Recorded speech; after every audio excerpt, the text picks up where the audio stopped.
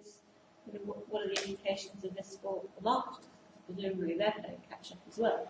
Yeah. Well, increasingly they're time poor as well, because all this stuff, all the social media marketing, etc., and digital marketing generally, has been layered on top of all the other activities. So, that's a lot more to manage. Marketing is becoming even more fragmented.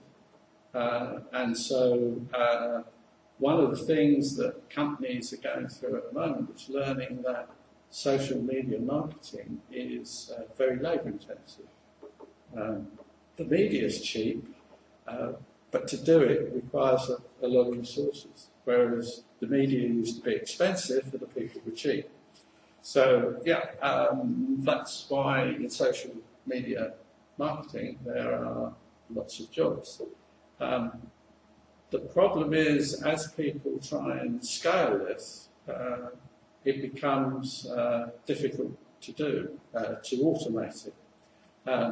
It was Martin Sorrell about 3 years ago. Martin Sorrell, for those who don't know, is the chief executive of WPP, world's largest advertising agency, and I've got a great quote from him on video where he says, the great thing about the internet is it's one-to-one.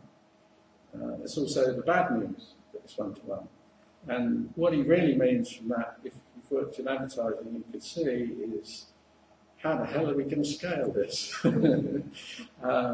And automation hasn't got very good at the moment to do that. And so it's difficult.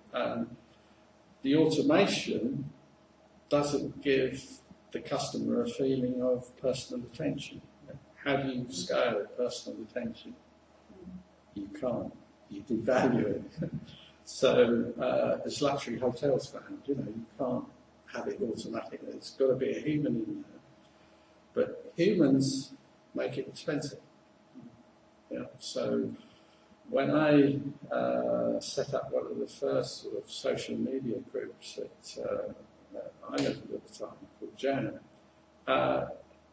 that quickly we ended up with 20 people sitting at a desk, a long desk in West One, doing stuff that really should be being done in Bangalore or something, where labour is really cheap. So we were paying people a lot of money to do this stuff in expensive West End premises.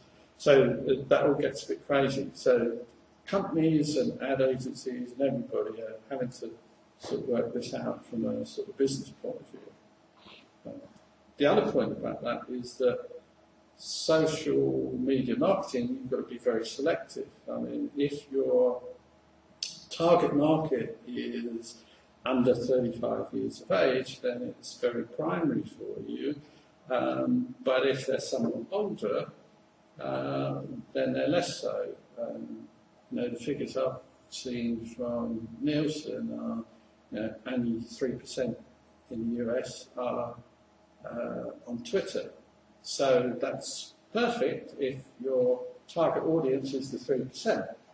It's great if you find them, but if it isn't, then, as they say in the Bible, some fall on stony ground, and you're not going to get any business.